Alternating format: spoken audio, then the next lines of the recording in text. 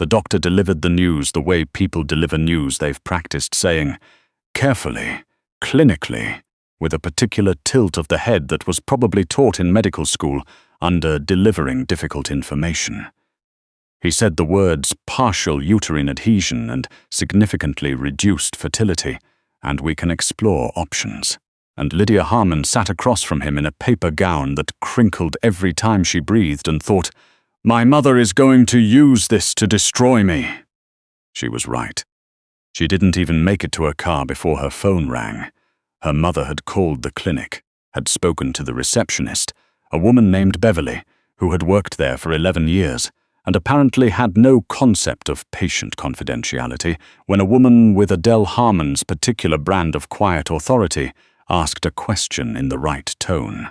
By the time Lydia was sitting in the driver's seat of her aging Civic in the parking lot of the Northgate Medical Center in Vancouver, her mother already knew, already had a plan, already had made a decision. "You understand what this means for the arrangement," her mother said. Not a question. The arrangement, that was what Adele called it. The arrangement with the Faulkner family, specifically with Gregory Faulkner, who was 44 years old and had inherited his father's commercial real estate empire, and had the kind of face that looked reliable without being interesting. Gregory, who had been proposed to Lydia at a dinner 2 Christmases ago like a business merger. Gregory, who her mother had spent 18 months cultivating a relationship with because the Harmon family's furniture business was bleeding money, and Gregory Faulkner had a great deal of it. "Mom," Lydia said. "He needs an heir, Lydia. That's the whole point. That's always been the point." She was 27 years old. She had a degree in music therapy from UBC that her mother had never once called useful. She played piano well enough that strangers stopped in the hallways of the hospice where she worked on weekends, just to listen through doorways. She had never, not once in her adult life, been asked what she wanted, not about Gregory, not about the business, not about any of it. "I'll speak to Gregory's father tonight," her mother said. "We'll discuss it. In the meantime, you should come home." Lydia didn't go home. She drove to the hospice and sat in the staff room for 40 minutes drinking terrible coffee and staring at the wall, and then she went to play piano for a man named Mr. Beausoleil. No, wait. His name was Mr. Alderton, Mr. Henry Alderton, 78, who had been a high school band teacher in Abbotsford for 36 years, and who always cried when she played Satie and always pretended he hadn't. She played for an hour and a half. She didn't think about any of it. 3 days later, her mother called again. The tone was different this time, flatter, more deliberate. "Gregory has withdrawn," Adele said. "His father called this morning." Lydia sat with that for a moment. She waited to feel relieved. She felt nothing except a strange, cold clarity, like the moment just before a storm when the air pressure drops. "There's another proposal," her mother said, and that was how Lydia Harmon first heard the name Renwick Aldous Cole. Everyone in Vancouver knew the name. You didn't have to move in those circles to know it. You just had to read a newspaper occasionally, or have a colleague who followed business news, or live in a city where his glass and steel towers had reshaped 3 different neighborhoods in the last decade. Cole Group, commercial development, private security contracts, some logistics company that had made the news twice for reasons that were reported carefully, with that particular delicacy journalists used when they were saying something between the lines. Lydia's colleague Preetha, who worked the morning shift at the hospice and had a habit of reading the Financial Post on her lunch break, had once shown Lydia a photo. Renwick Cole at some gala, dark suit, jaw like a verdict, standing slightly apart from everyone around him in a way that read less as shyness and more as calculation. The caption called him Vancouver's most guarded billionaire. Preetha had said, half joking, "Can you imagine being married to that?" Lydia had said no, genuinely, and gone back to her notes. She thought about that conversation the night her mother told her, thought about it while Adele explained, in the measured tones of a woman who had made peace with a decision before the conversation started, that Renwick Cole had 3 children and no wife, had been a widower for 4 years, and that his people had made an inquiry. Discreet, purposeful, the kind of inquiry that already had an answer in mind. "He doesn't need an heir," her mother said, as though this were a concession. "He has 3. He needs someone to stabilize the household. He needs a purchase," Lydia said. Silence. Then, "That's not how I would phrase it. How would you phrase it?" "An arrangement," Adele said, "like any other." She met him on a Tuesday in a boardroom on the 31st floor of a building that bore his company's name on the outside. She had worn a grey dress because it felt like armor, neutral, unreadable, and she had taken the elevator with her hands pressed flat against her thighs to stop them from trembling. Renwick Cole was already there when she walked in, standing by the window. He turned when the door opened, and Lydia had the strange experience of recognizing a face she'd only seen in a photograph, and finding that photographs had, in this case, missed something important. Not warmth. He wasn't warm, but there was a tiredness in him that the photo hadn't captured. Something behind the controlled expression that looked like a man who hadn't slept properly in years and had learned to function around it the way you learn to walk with a pebble in your shoe.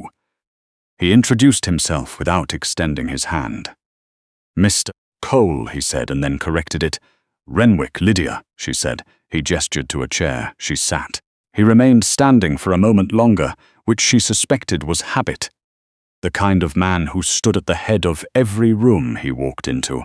And then he sat as well, across from her, and the whole thing had the atmosphere of a job interview that neither of them had applied for. "I'll be direct," he said.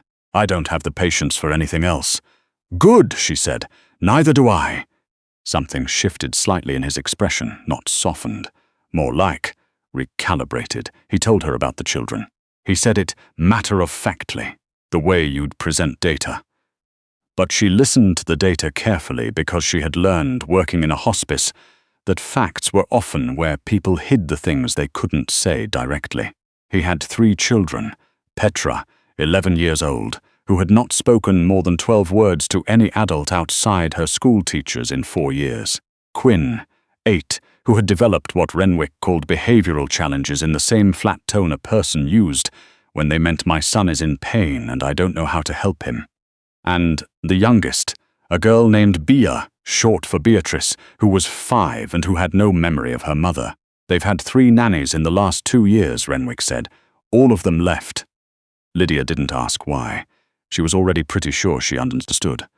"I'm not looking for someone to perform a role," he said. "I'm looking for—" He stopped, started again. "My children need stability, real stability. Whatever else this is or isn't, that part matters."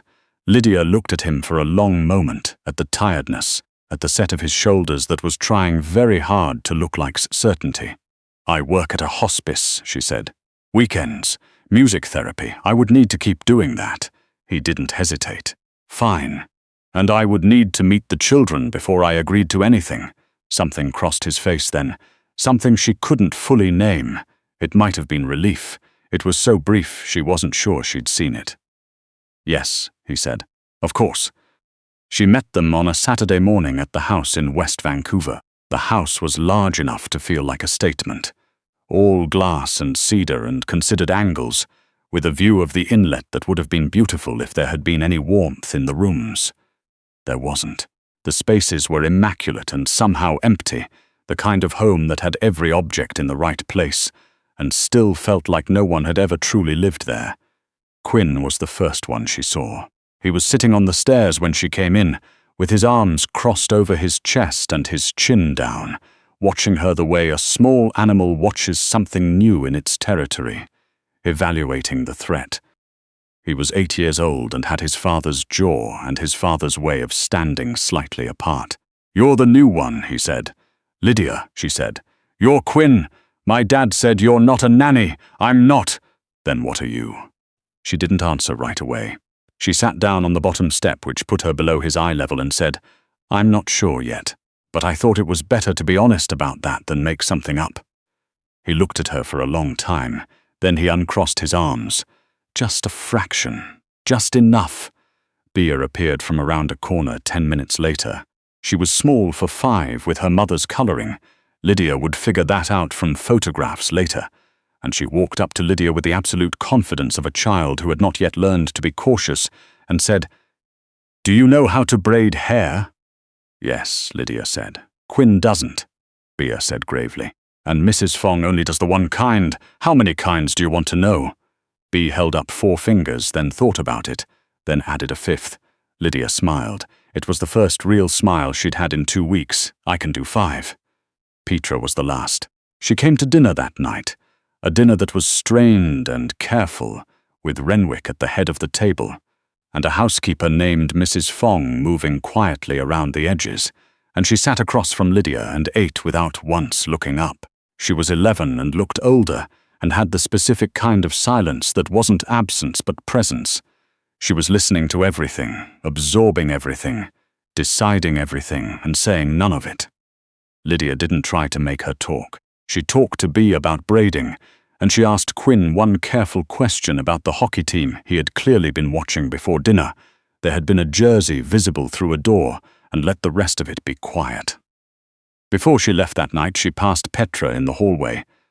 "I saw you," Petra said, not to start a conversation, just as a statement. "I know," Lydia said. Petra looked at her with those old, careful eyes. "The last one brought us gifts the first day, to make us like her." "I didn't bring anything," Lydia said. "No," Petra said, and went back to her room. She moved in 3 weeks later. It was not romantic. It was not terrible either. It was mostly strange in the way that all major life transitions are strange. You go through the motions of the new routine, while the old self stands slightly behind you, watching, not yet convinced. Renwick was gone most mornings before the children were awake. He returned most evenings in time for dinner, which he ate with them in the particular way of a man who had decided that dinner as a family was important, and who was executing that decision with the same energy he probably brought to quarterly projections. He asked the children about their days. He listened to their answers. He was not cold exactly, just armored in a way that made Lydia think of her own hands pressed flat against her thighs in the elevator, and wonder how long he had been doing that. She did not try to be their mother. She tried to be present, which was different, and which she understood from the hospice was actually the harder thing. She braided Bea's hair 5 different ways over the course of the first week. She learned that Quinn was quiet when he was upset and loud when he was frightened, and that he had built a detailed card-based architecture for a fantasy world in his room that he hadn't shown anyone. She asked him once, casually, if the system had rules or if you made them up as you went. He said both. She said that was the best kind of system. He looked at her sideways for a long time and then said she could see it if she wanted.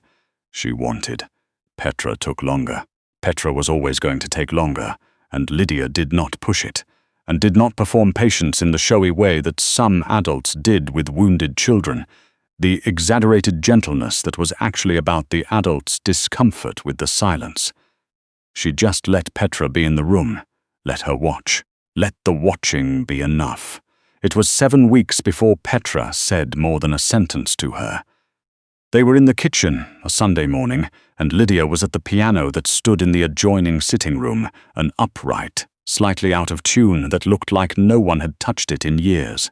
She was playing a Chopin nocturne, quietly, not performing, just playing the way you play when you've been playing since you were 6, and it has become part of how you think. She didn't know Petra was there until she reached the end and heard from the doorway, "That was my mother's favorite." She turned. Petra was standing with her arms crossed in that way she had, protective, not hostile. Her eyes were too bright. "The nocturne in E-flat?" Lydia asked. "She used to play it on Sunday mornings," Petra said, "when she thought we were still asleep, but I always woke up." The silence that followed was the kind Lydia had learned to hold carefully, the kind that broke if you filled it too quickly. "I can teach you," she said finally, "if you want, or I can just keep playing on Sunday mornings. You can listen from wherever you are." Petra stood in the doorway for another moment. Then she came in and sat down on the bench beside her, not touching, just there. "Teach me," she said. Renwick noticed. She knew he noticed because he was a man who noticed everything. She was beginning to understand that the stillness in him wasn't disconnection. It was the opposite. He watched his children with a precision that looked like it cost him something. He saw the way Quinn had started leaving his door open in the evenings. He saw the braids. He saw that Petra was spending Sunday mornings in the sitting room. He didn't say anything about it directly. He said it sideways, the way she was starting to understand. He said things that mattered. One evening in the kitchen, when Mrs. Fong had gone home, and the children were in bed and Lydia was making tea, he came in and stood at the counter and said, without prelude, "Quinn showed me the card game." She turned around. "He did? This afternoon?" He explained all the rules. Something moved in his face. He's never done that, with anyone. She didn't know what to say to that, so she said nothing, and turned back to the kettle, and then he said, "You're good at this." It wasn't a compliment exactly.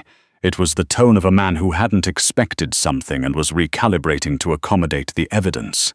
She found she didn't mind. "I like them," she said, which was simple and true. He was quiet for a moment, then, "They like you." The kettle boiled, she poured. She handed him a cup without asking if he wanted one, because he was obviously going to stay. They stood in the kitchen for another hour, talking about nothing important. His work, her hospice clients, a documentary Quinn had been watching about deep-sea fish that had apparently occupied dinner conversation for the better part of a week. It was ordinary. She would think about it afterward because of how ordinary it was, how much it felt like something she hadn't known she was missing. The way you don't know a room is cold until someone opens a window and warm air comes through. She didn't let herself think too much about what that meant. Not then. Her mother called in November. 4 months after the move. The call was not about Lydia. The calls with her mother were rarely about Lydia. They were about the business or the family's position or some new development in the social cartography of their extended circle. This call was about a piece of land, a development project that Renwick had recently acquired that happened to border a property her mother's cousin had been trying to sell for 2 years. Her mother wanted Lydia to mention it, to put in a word. To be, in the language of these arrangements, useful. "That's not how it works," Lydia said. "You live in his house," her mother said. "You're raising his children. Of course you have influence." "I'm not doing this." A pause, then carefully, "Lydia, think about what we've built here. Think about what this arrangement is for." "I know what it's for," she said. "I'm not doing this." She hung up. She sat in her room for a long time, on the edge of the bed, looking at the floor, doing the accounting that she'd been avoiding. The kind where you add up who you've been and who you're becoming, and whether those two figures were ever going to match. She didn't go down to dinner that night. She said she had a headache, which wasn't exactly untrue. But Petra knocked on her door at 9 o'clock with a cup of tea that she'd made herself, imperfectly too much milk, a bag that had steeped too long. She held it out without explanation. Her face was doing the thing it did when she felt something she didn't have words for. Lydia took the cup. "Thank you," she said. Petra sat on the floor with her back against the bed, the way Lydia had learned she sometimes preferred, less confrontational geometry, less direct. They sat like that for a while without talking. Then Petra said quietly, "My dad's hard to talk to sometimes." "I know," Lydia said. "He's better than he used to be," Petra said. She stopped. "He went away for a while, after Mom. He didn't leave, but he went away. Do you know what I mean?" "Yes," Lydia said. She knew exactly what that meant. She'd seen it in the hospice. In the families left behind. Petra pulled her knees up. "He's back more now." Lydia looked at the wall. Outside the window it was raining, that West Coast rain that wasn't dramatic, just persistent, the kind that got into everything. "Your dad is trying very hard," she said carefully, in the way that people try when they're scared of making mistakes. Petra considered this. "Are you scared of making mistakes?" "Every day," Lydia said. Petra nodded like this was the right answer. They finished the tea, bad as it was, and Petra went back to her room, and Lydia sat in the dark for a while longer and thought about arrangements, about what they became when you weren't watching, about how things started as transactions and ended as something else entirely, the way a piece of music could start in one key and resolve in another, and both could be true at the same time. She told Renwick about her mother's call. She didn't plan to. It came out one evening in mid-November, in the kitchen again. They had drifted into the habit of the kitchen, the two of them, after the children were in bed, in the way that households create their own gravitational patterns. And she told him plainly what her mother had asked, and that she'd said no. He was quiet for a long time. "She'll try again," he said finally. "Yes. I'll make sure it's clear," he said, "that those calls don't go through my office." "She doesn't call your office," Lydia said. "She calls me." He looked at her. "And you'll say no again?" Yes. Something settled in his face. Not resolution. Something quieter than that. Like a question he'd been sitting with had been answered, not with words, but with something more reliable. "I should have asked you," he said. "What you wanted from this." She looked at her cup. "I'm not sure I knew." "Do you know now?" She thought about Bia and the braids. About Quinn and his card game with its rules you made up as you went. About Petra at the piano, hands finding the first phrase of the nocturne with the careful precision of a girl who was trying very hard not to cry and was not going to, not today. "I want to stay," she said. She stopped. "Tried again. I want this to be real, whatever that means. I want it to mean something." The kitchen was very quiet. Rain again at the window. "It already does," Renwick said, and he said it the way he said the things that mattered, simply, without ceremony, looking directly at her so there was no possible misreading. She didn't say anything, neither did he for a moment. Then he reached across the counter. Not for her hand, just beside it, his hand next to hers, close enough that it was its own kind of statement. And they stayed like that for a while, in the good quiet of two people who were finally saying the true thing. Christmas came. The first one she'd spent in that house, and it felt different from the Christmas she'd spent in her mother's house the year before, which had been beautiful and careful and quietly tense in the way her family did everything. This was louder.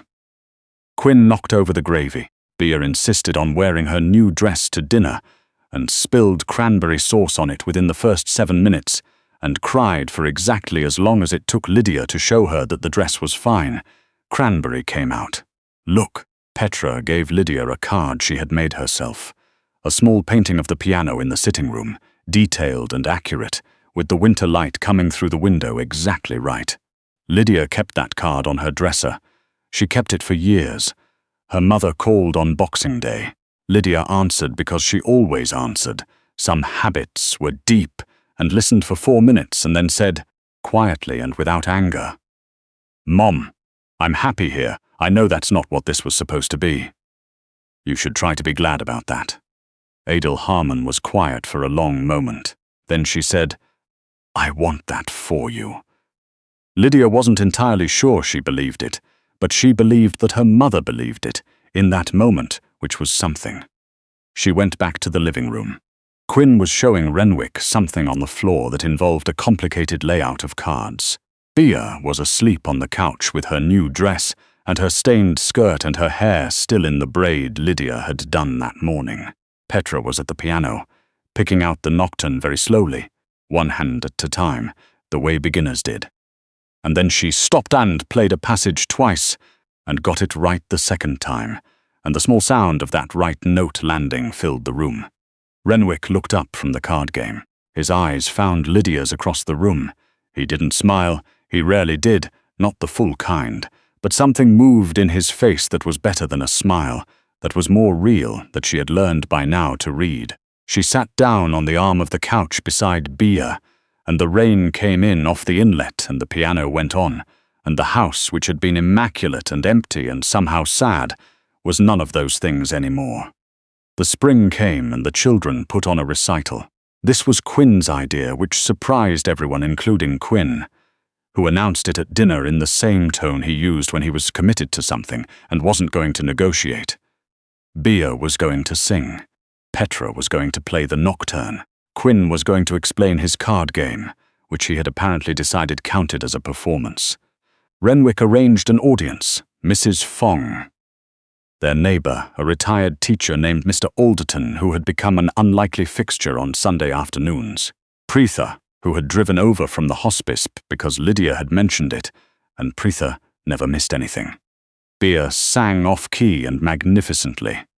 Quinn explained his game with the focused intensity of a professor, and lost his place twice and recovered both times with complete dignity. And Petra sat at the piano and played the nocturne in E-flat from beginning to end.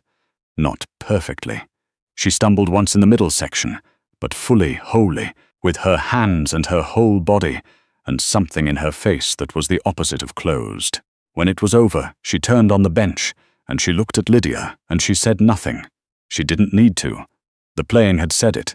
Lydia clapped until her hands were red. Bea cheered.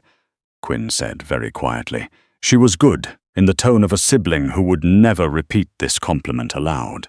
Renwick was standing at the back of the room.